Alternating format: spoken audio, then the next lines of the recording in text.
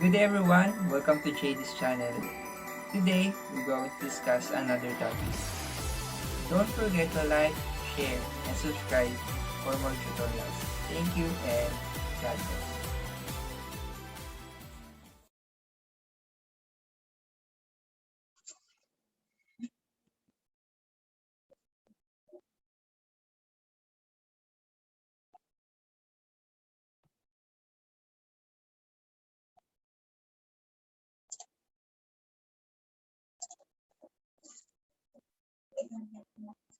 Good day class.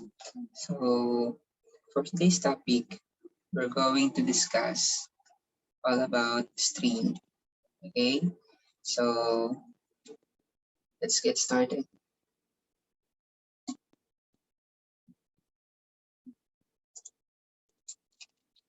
Okay class, ito yung mga topic or mga content ng ating pag-aaralan ngayong. So, ito yung dito. So, what is string? Yan. So, yun yung contents natin. Types of string. And also normal and actual string. And lastly, the Hooke's law. Okay, so for introduction class, so far we focus on the stress. So, nung mga nakaraang araw, ay nag-aral natin all about stress, yung concepts, and nagkaroon na tayo ng problem solving. So, ngayon class, yan. Iba naman. So, yan. Medyo related din siya sa stress. Yan. So, yung string. So, atin naman siyang pag-aaralan ngayon. When you apply force on an object, that object experiences stress and result to deformation. So, di ba nung napag-aralan natin nung nakaraan class, meron tayong isang body na subjected sa stress and ang result niya, nagkakaroon siya ng deformation. So, for example, think of a rubber band. You pull on it and it gets longer. So, it stretches technically. So, siya ay humaba, nag-lengthen or nag-elongate siya. So, the information is a measure of how much an object is stretched. So, like yung ating rubber band nga. The end strain is the ratio between the deformation, yung nangyaring pagbabago or change in length dun sa rubber band natin, and the original length. So, that is yung strain natin class. So, the ratio of deformation and the original length over the original length. Ayan. So, that is our strain. So, what again is strain? So, strain is when a body is subjected to some external force, there is some change in dimension of the body. So, katulad nga ng sinabi natin kanina class, di ba? Once a body is subjected to external force, it experiences stress, and also it result to change in dimension, length, volume, ayan, which is what we call deformation. So the ratio of change in dimension of the body to its original dimension is termed as strain. So yun nga yung katulad ng ating nabanggit kanina. So in general terms, strain is a geometric quantity that measures the deformation of the body. So yun nga, it measures the deformation. So ito, naka-concentrate daw sa deformation ng ating body. So yan, kasi nga siya yung change in length over the original length ng body. It is a dimensionless quantity. So strain is a dimensionless quantity. And proceed naman tayo sa ating types of strain. Ano po? Yan, so just like stress, there are two types of strain that structure can experience. So we have yung ating normal strain, and we have the next one, or the second one, is the shear strain. So let's take a look at with this picture class or ayan. So ito pinapakita yung ating normal or actual string. Okay, so pag sinabi natin normal, it pass through the perpendicular, or it is perpendicular to our resisting area, and also since it is actual, so it passes through the centroid of the body. So ito yung epekto nung sa pag sinabi, or ito yung ating normal string na nagkakaroon siya ng pagbabago sa length.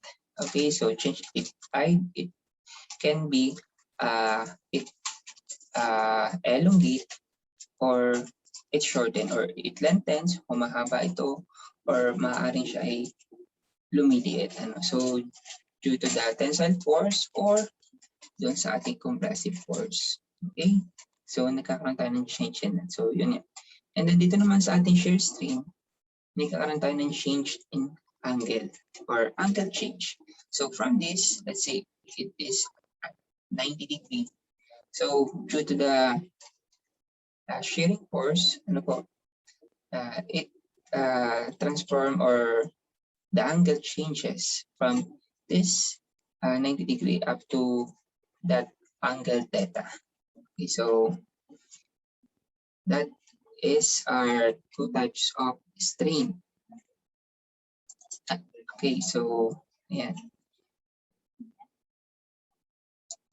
Okay, so let's go deeper, or let's go to its definition. So in this video class, we will focus only on the first type of strain, which is the normal or actual strain, and then we will solve some problems with related to this topic. Okay, so by definition class, normal or actual strain, and class nga pala, we use sign epsilon, or kung mapapansin nyo, para siyang mirror na 3. Ayan.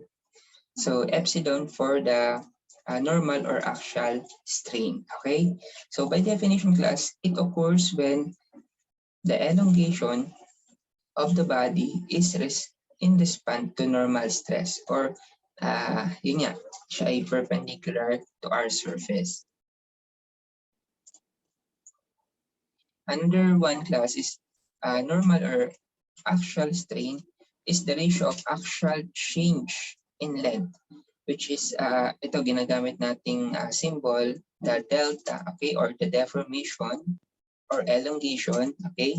So the delta caused by an applied load to the original length. So ganun din lahat, ayan yung change in length, which is yun nga yung delta natin. Ito yung symbol na ginagamit natin, yung delta over the original length. So that is our normal or actual strain, also known as unit of deformation. So yeah, normal or actual strain is also called, or also known as unit deformation. And the unit used are, so we have also unit class like meter over meter, over inch over inch.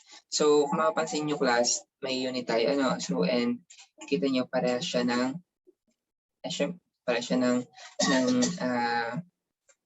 unit. Kasi class, di ba yun ay change in length over the original length.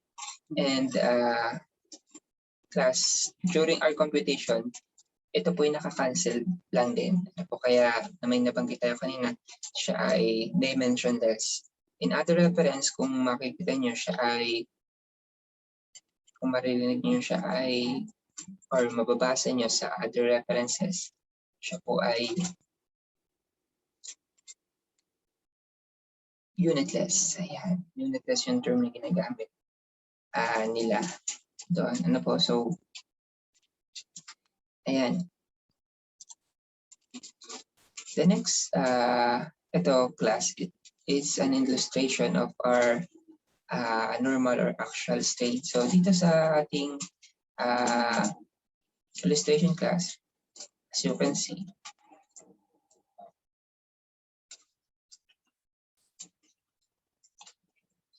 Dito sa first, we have this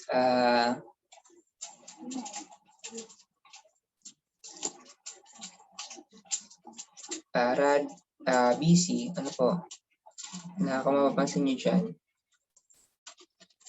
siya po ay stress-free. Okay, so walang, paano ba sinabing stress-free? Wala siyang applied force, compressive or tensile force. So stress-free pa siya dito. Walang anumang forces or force acting on it and given its length L. And then this, ayun nga po, ayun yung nasa A natin, undeformed actually. And then dito sabihin natin class, we applied or there is a force or tensile force P here.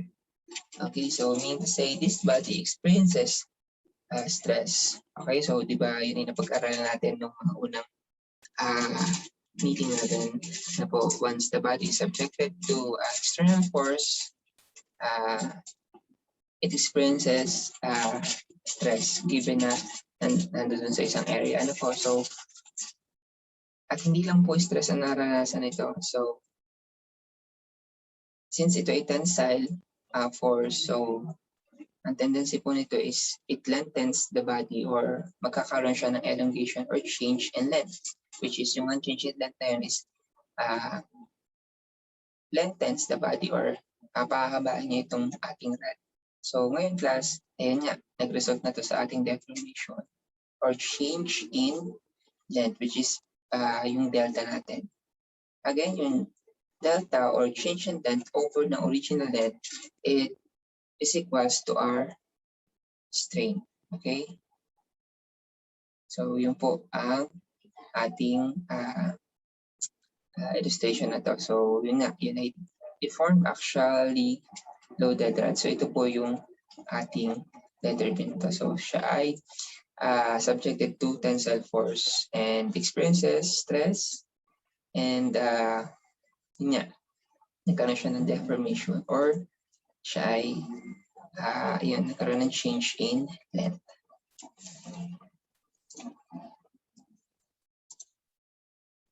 The next one class is in this topic strain, ano po, mamaya meron tayong makukuha na working formula that we will use in solving our problems.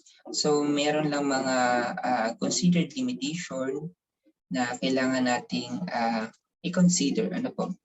So first dyan is yung ating the body or that the body must have a constant cross-section.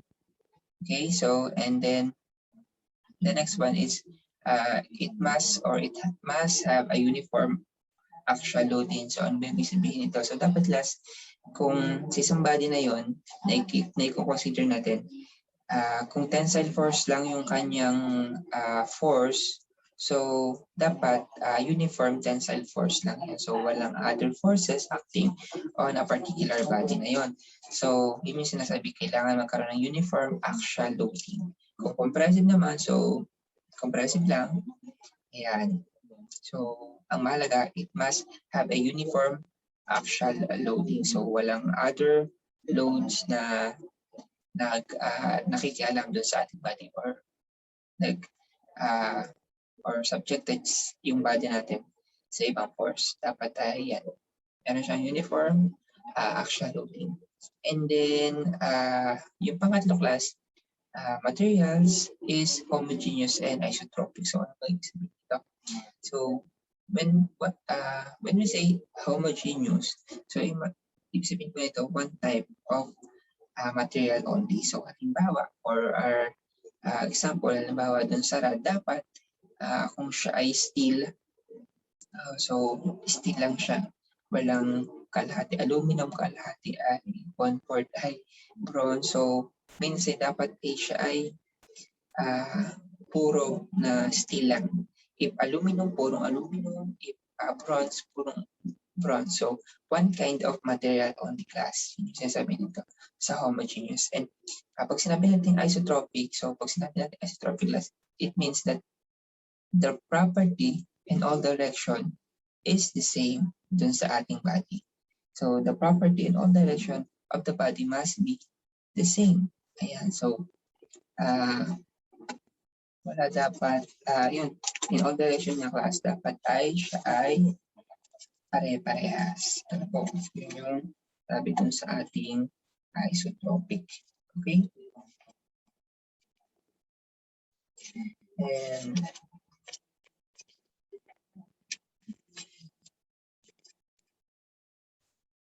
And also class, pag sinabi pa natin isotropic, so they behave the same no matter which direction you pull on them. So you pull or you push on them, so it must behave the same.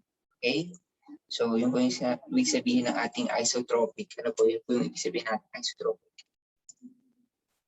And then class, we have this at normal axial strain, so katulad ng stress natin, we have the tensile. So dito meron din tayong tensile strain, ito naman compressional or compressive strain, and we have this volumetric strain. So nag-change in volume. Okay, so we define ng ating mga strain na to. So for tensile strain, so ratio, it is the ratio of increase in length, ayan, to the original length of the body when it is subjected to a full force. So that is our tensile strain. So it is the ratio of increase in length to that of the original length. And also, it occurs when the body is subjected to a full force. Okay, so that is our tensile strain. For the formula class, we have the increase in length over the original length, or yung ating change in length over the original length L. Okay, so here's an illustration. So we have this original length, and the body is subjected to tensile force F. So because of this load, tensile force F, it result to a deformation or change in length. Okay, so this change in length over the original length is our tensile strain. So that is our tensile strain. Okay, so the change in length of the body due to the tensile force acting on it and over the original length is equals to our tensile strain. And the next one is the compressive or compressional strain. So it is the ratio of decrease. Okay, so when dun sa ating strain is the tensile strain, so it is increased. Ito naman sa ating compressive, it is decrease. Okay, decrease of in length to that of the original length and of the body when it is subjected to a push force. So ito naman, push naman. Okay, it tends to shorten our body. Okay, so for the formula, so compressive strain is equal to decrease in length over the original length, or yung change in length natin.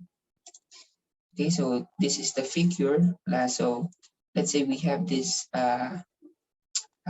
original length, and then due to the compressive force F, okay, due to the compressive force F, we have this change in length, which is the delta L, and the delta L over the original length will result to our compressive strain. Okay, so that is our compressive strain. And for the volumetric strain, so the ratio of change of volume to the original volume. So that is our volumetric strain. For the formula, we have a change in volume over the original volume. And for illustrations, let's say we have this body with a particular volume, and it's subjected to the external force P. So it is in tensile force. So it lengthens the body, and it produces change in volume. So this change in volume over the ratio of change of volume to that of the original volume result to our volumetric strain. Okay. So let's now proceed to the Hooke's law. Okay. Yeah.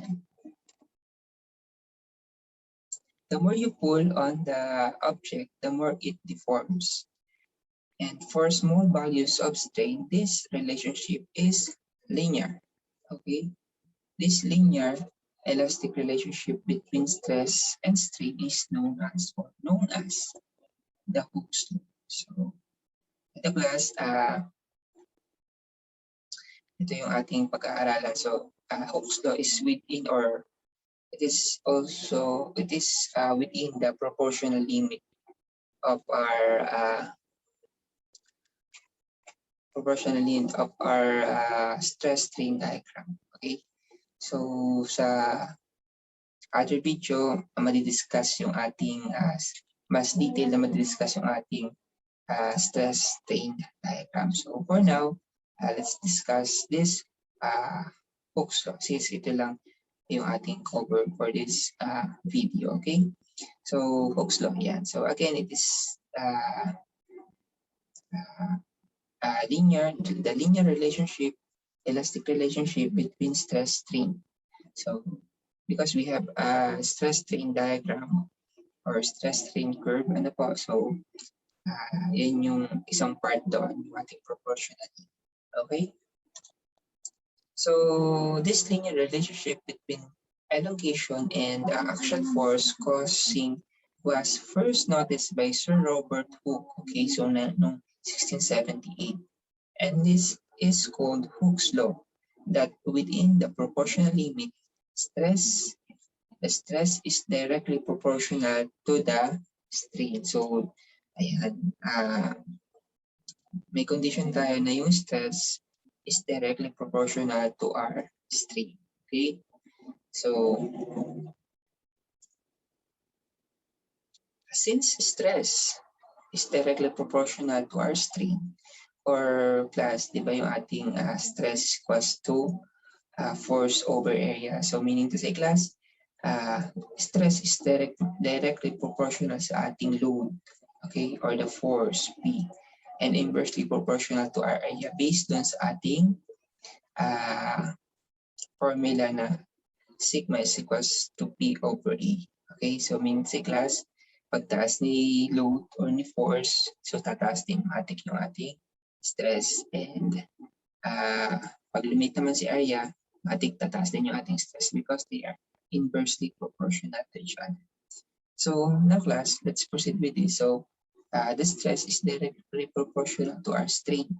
So ngayon class, to eliminate this proportional sign na ito, and to make this relationship a formula or a equation, so scientists that are the researchers that work on this topic, especially Sir Robert Hooke, proposes or introduces a proportional limit K.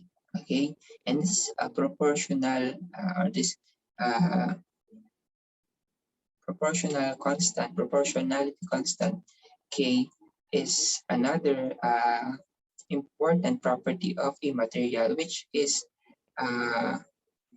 what we call modulus of elasticity. So this K becomes E. So it is the symbol for, it is the sign used. E is the sign used for modulus of elasticity.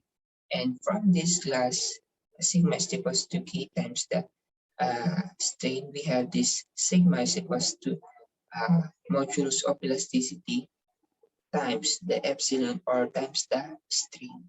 Okay. So, ano nga ba itong ina to? Ano ba yung kahalagahan? Okay? So, sabi dito, ayan, Hooke's law for axial strain. So, di ba class, we have this formula. Ito na yung working formula natin for the Hooke's law or the proportional limit. Sigma is equals to E times the epsilon or the strain, where E is the modulus of elasticity or also called the Young's modulus, which is the ratio of stress to strain or the slope of the stress strain curve. Okay? Okay, since it has a linear relationship, ano, so pwede din natin sabihin na it's the slope of stress strain line. Okay, so curve. Okay, so anyway, so E is the slope of our with the stress and strain.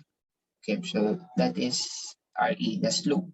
And E is also expressed ito class, and express natin siya in MPA or GPA. Okay, so class at normally itong E kasi natin ay kung mapasin natin sa mga problem, it expressed in in whole number. Okay, so ayun. So kung mapapansin niyo, lagi siya naka-whole number. So pag nag-sort tayo ng ganito, we consider na ito ay naka-whole number na kasi yun nga, usually kasi A or yun na, ang ating E is laging ina-express in a whole number. And unit na ginagamit niya is either MPA or GPA. Okay, so ano pa yung importance? Okay, so importance of modulus of elasticity or the E.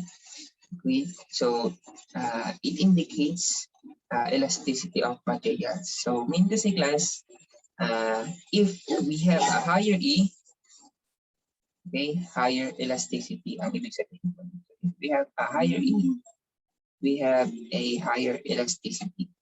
And also class, the E is important to determine if the material is weak or strong. Okay, so yun po ang gamit ni E, yun po ang importance niya. Okay, so let's take a look with this illustration class. So we have this the y-axis sigma or the stress, and the x-axis epsilon or the strain. And let's say we have this proportional limit here. So again, pag sinabi natin proportional limit, it's a part of our stress strain diagram.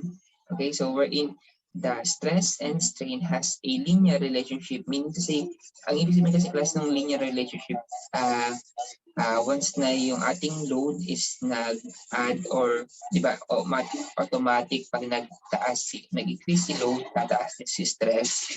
And as a result, since they have the linear relationship, tataas din po si strain. Ayan. So meron silang proportionality, okay? So yun. So ito yun. Ito yung part na to. So let's say class, okay, so we have the material one here. Okay, the material one here. And ito po sa ating material one na to, ito yung kanyang stress level. As you can see here, class, ang taas na kanyang stress level dito.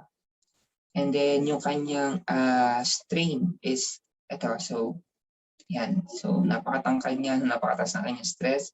And ayan, ito yung kanyang strain.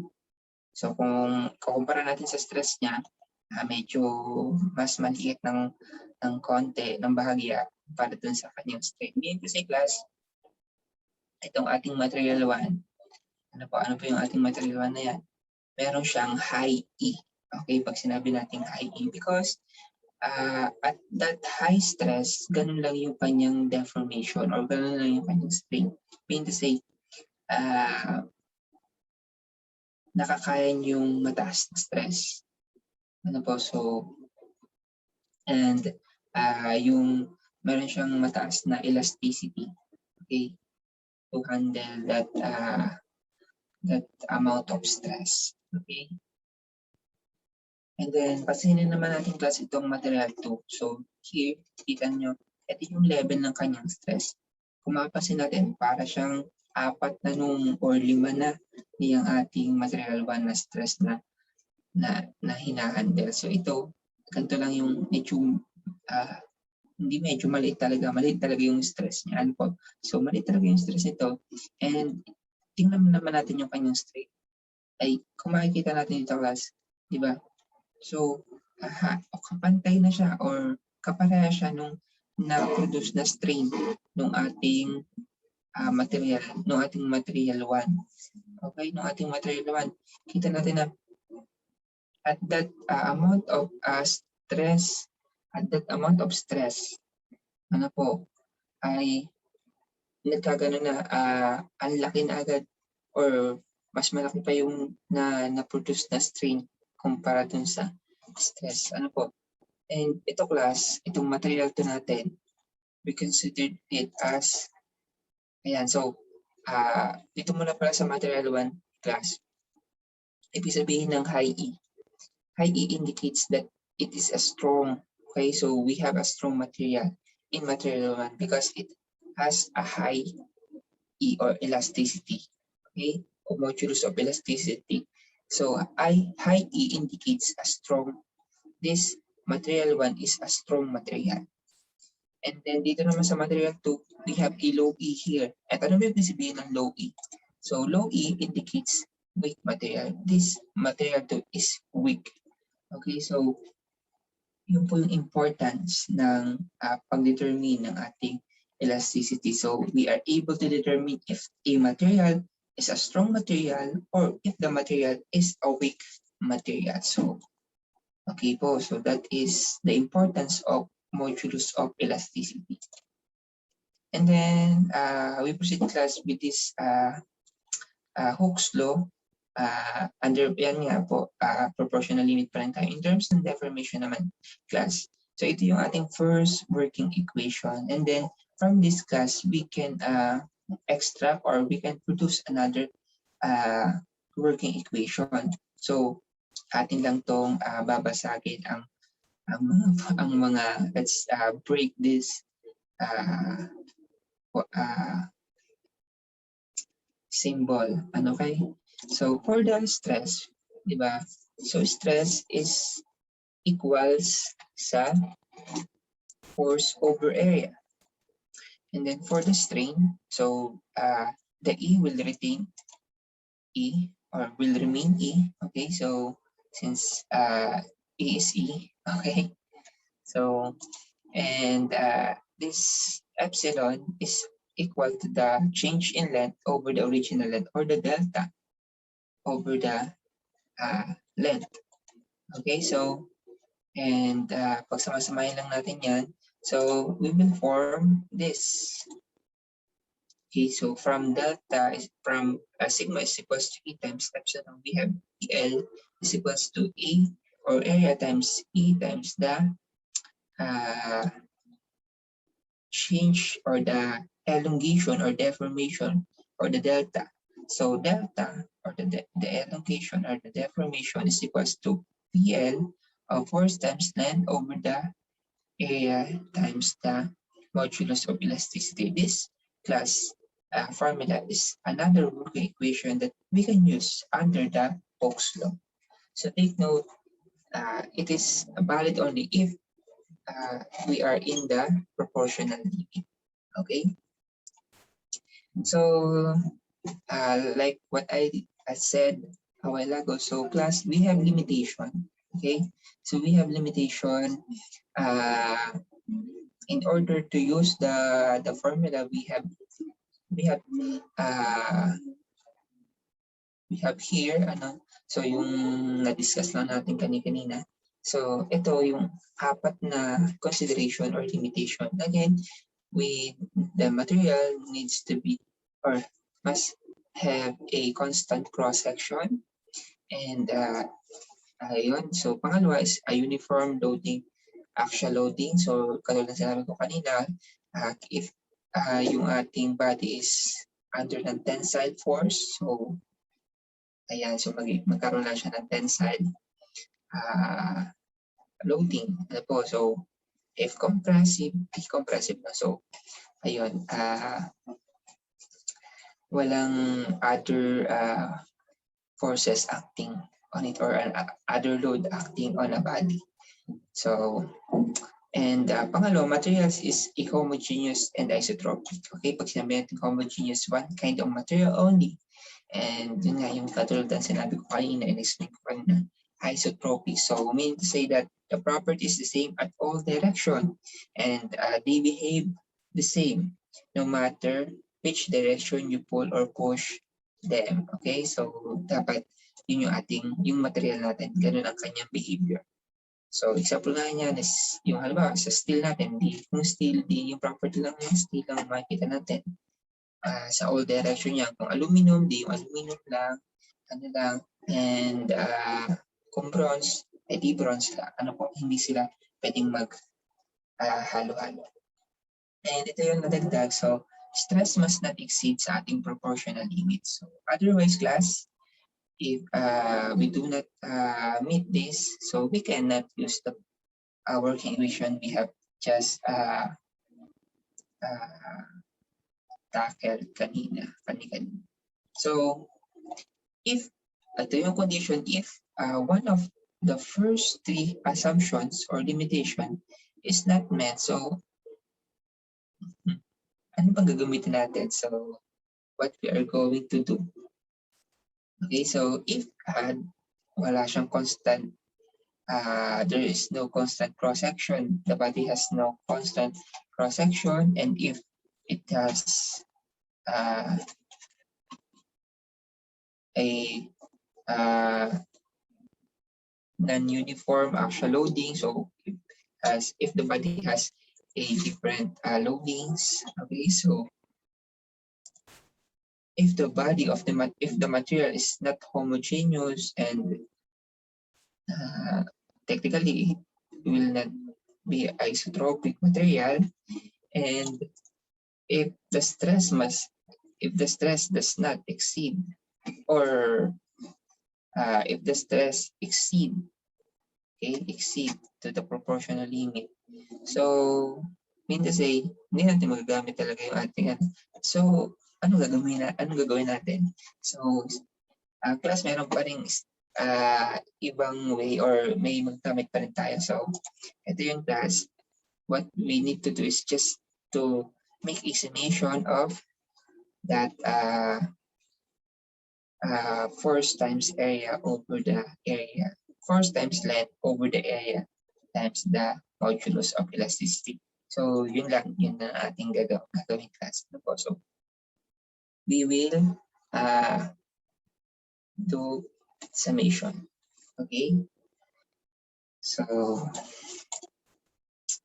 that class is the theory and the formula and concepts of strain. So let's now proceed to solving problem. Okay, so for this sample problem, so sabi dito, during a stress strain test, the unit deformation at a stress of 35 megapascal, okay, so was observed to be 166.67 times 10 to the negative 6 meter per meter, and at a stress of 140, so mn per meter square. So ito po class, ano po yan ay kay mega, tapos ito naman ay pascal, kaya po megapascal yan. So mn per meter square is also called the megapascal since n over m squared is a pascal. So we read it as megapascal.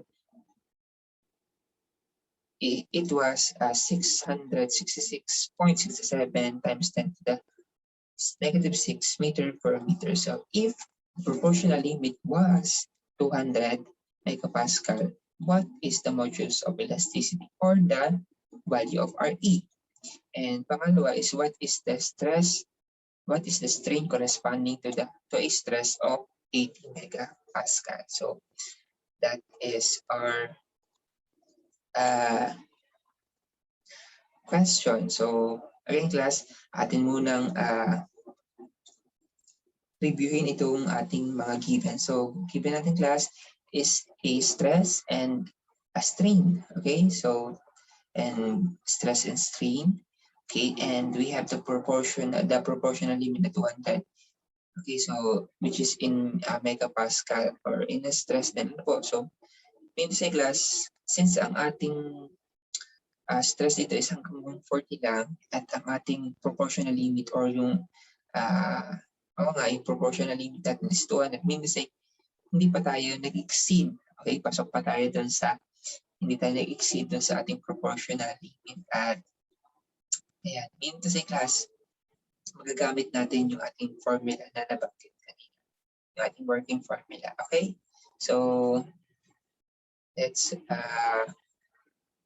solve this problem. So first, lagyan natin ang ating given. So given is at the stress 35 MPa, we have this strain which is 166.67 times 10 to the negative 6 meter per meter, and at 140 megapascal. Okay, so yan. Ito po ay naka-capital yan, napalit lang. So ito ba, dapat yan i-capital. So may na-type pala. So megapascal.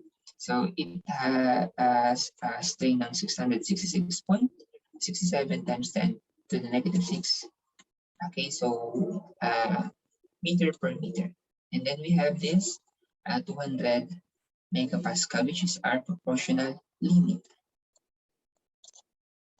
Okay, so what we are going to do, class, is we need first to plot it for us to imagine, okay, the points. Okay, so for the first, we plot this 35. So we have this stress, and the strain is the x-axis. So 35, and we have this 166. So that is 0.1, which is ating 35 MPa na 166.67 na strain. And then the 0.2, okay, so the 0.2 is so yung ating 140 megapascal with the strain na 666.67 times the negative 6 meter per meter. And then here we have this 0.1,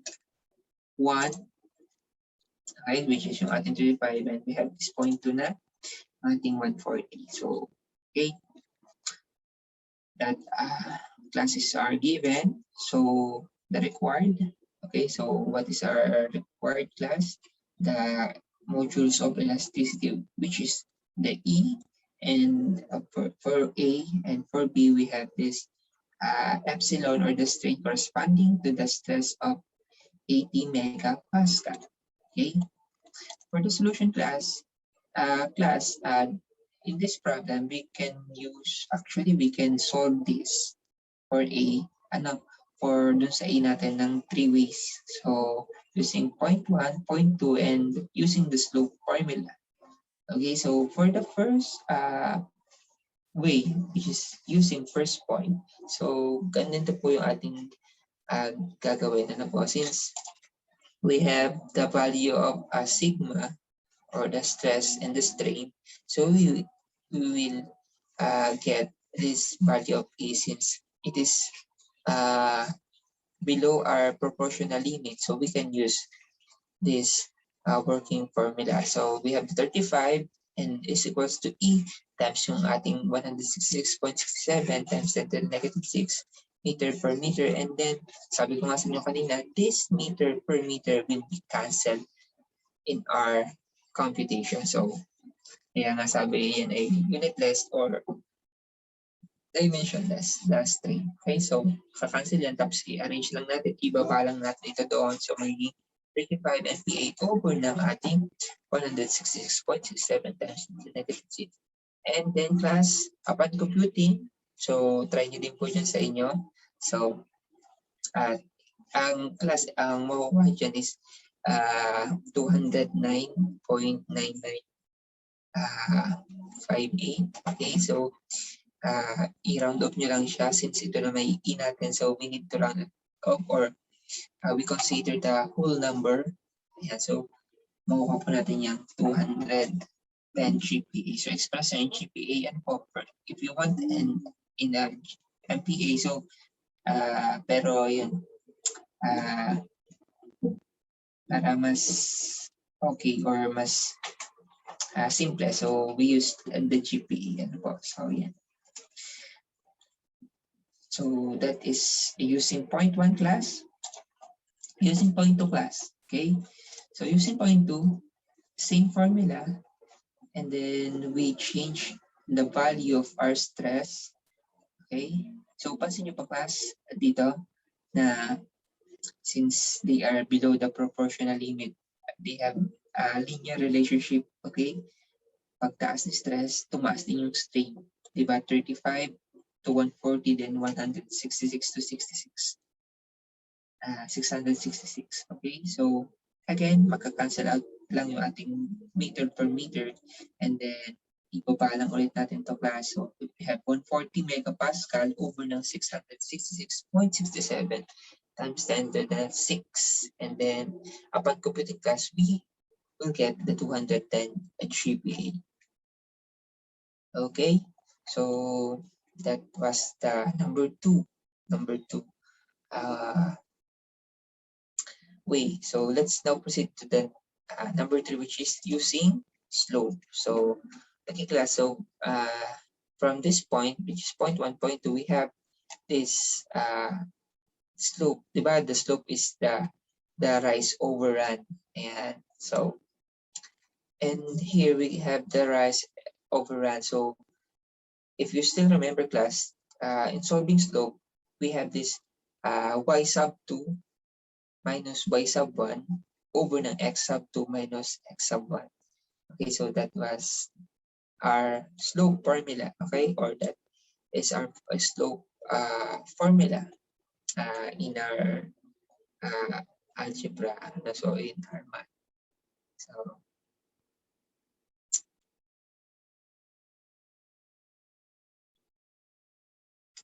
okay, so the next one class is, yeah, so ano ba yung ating mga rise?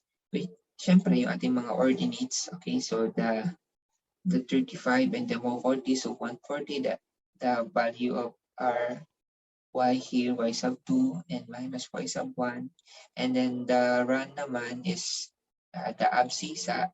Okay, the x sub 1 and x sub 2. Okay, so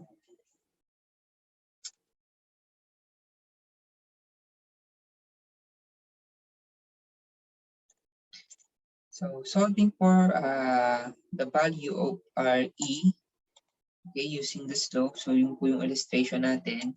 So using slope, we have the rise over run. So we have this 140 minus 35 MPA over 666.67 minus 166.67 times 10 to the negative 6.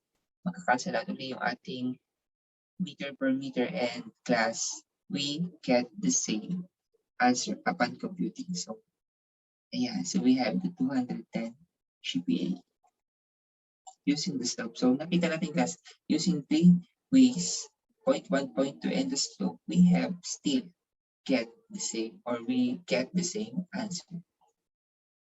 So meaning to say, ito na talaga yung ating E. Okay, so proceed tayo sa letter B. So letter B, ano daw yung kanyang elongation, or sorry, yung kanyang strain with 80 megapascal. So we have this formula again, class, substituting the value of 80 megapascal, and what we just get the 210 GPA, which is also we can express it in 210,000 MPA to be able to cancel the MPA here, and we times the epsilon. Okay, so epsilon, or the strain, is equals to 80 MPA over 210,000 MPA. And then upon computing class, we get this 380.9524 times 10 to the negative 6 meter per meter. So that is our string. We use class the unit meter per meter since the problem doesn't state which unit we will be express our answer. So we pattern it in our problem, and why it is times 10 to the negative 6, because we also pattern it to the given. Okay, since the problem doesn't state which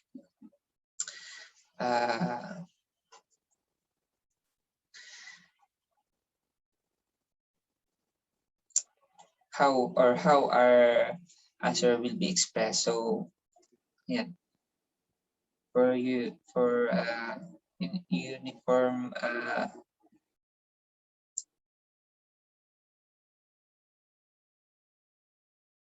or for para lang tayo ay pumarehas dun sa ating given or dun sa problem. So we use times 10 to the negative 6 and yung ating meter per meter since wala namang binigay si problem. Okay, check natin kung tama ba yung ating sagot. Tama ba yung ating sagot na 210 GPA or tsaka 280 at 380. Ayun, so class tama naman. We have this answer. Okay, so then the next one, we have the sample problem number 2. So sabi dito, we have a 4 mm diameter steel wire na 3.2 meter long. So carries an axial tensile load P. So we are asked to find the maximum safe value of P if the allowable normal stress is 280 megapascal and the elongation of the wire is limited to 4 mm. So we use 8 or 200 GPA as your as our modulus of elasticity. So review lang ulit natin ang ating problem. So we have this diameter and then the length of the wire. Ayan. And once we talk about this maximum or safe load, so mean to say class,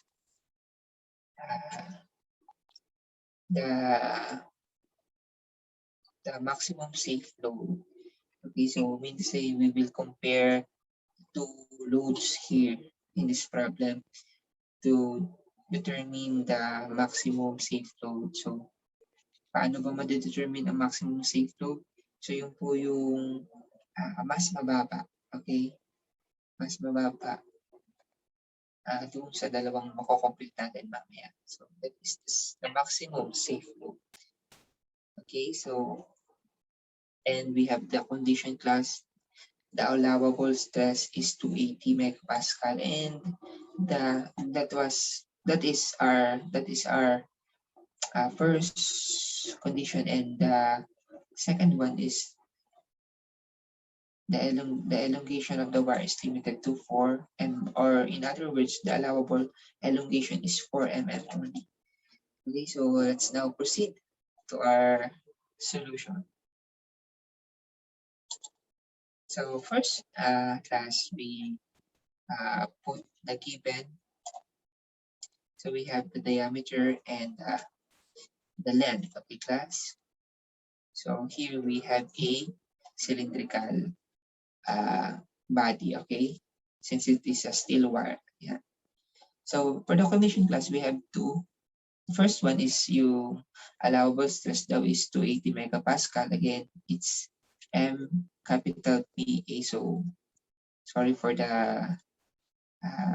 typo or for the error, okay? So yun po ay capital P. So the next one is allowable deformation. So allowable deformation is 4 mm. Okay. So for the required, we are required to find the maximum safe load P. Okay, and for the solution, we first consider the allowable stress. Okay, so class, we have this formula from our previous discussion. Stress is, or the sigma is equals to P over A, where we have the allowable stress that is 200 MPa is equals to P over the area, which is the area of our cylinder, the area in our cylinder, which is pi over 4 times d squared. Okay, so the area in the resisting area. Okay,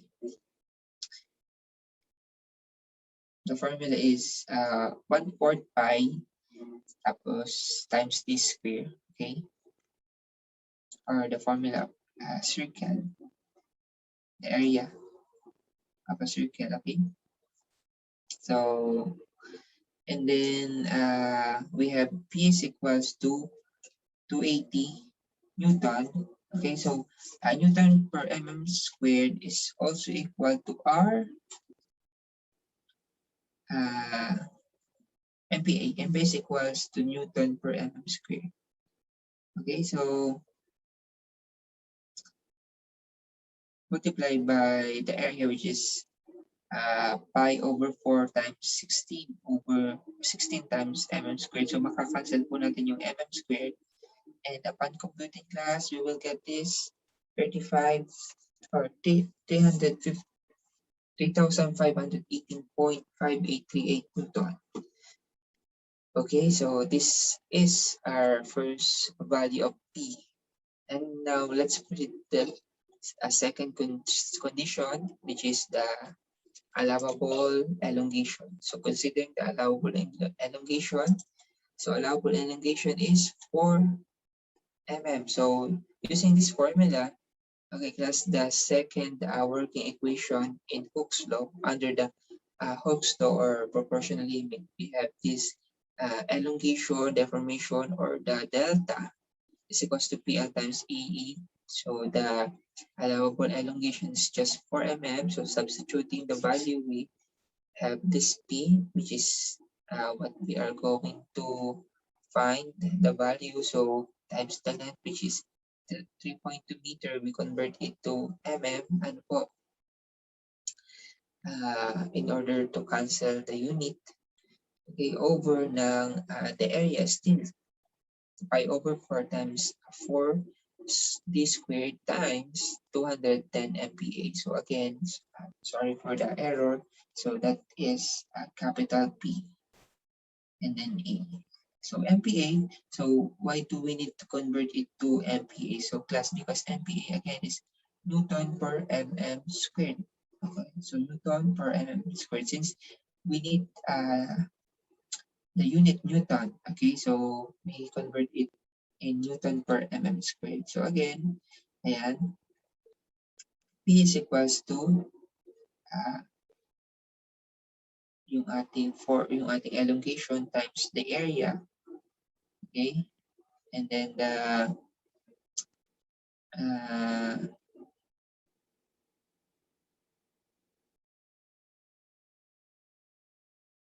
210, okay, 210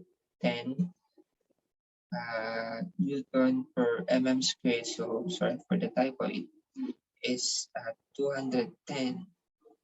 Okay, let me just correct it. So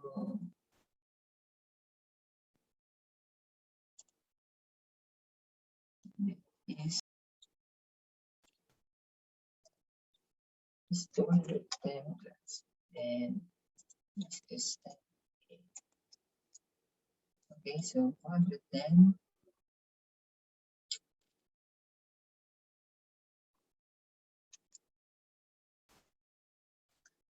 is 210 and divided by our length, which is 3,200 mm. So cancel din po yun. Okay.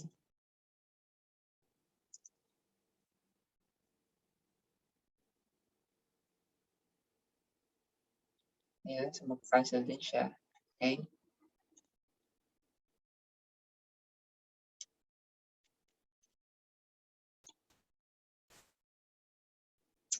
Ayan. And then we'll get, upon computing class, we will get this 3,141.5927 Newton. Ayan. Okay, so, and we compare this with the first one that we got the 35. Okay, so 3518 or 3,518. So therefore, our safe load class is 3,141.5927 Newton. So this is our final answer. Okay. Final answer is 3,141.5927. Okay. So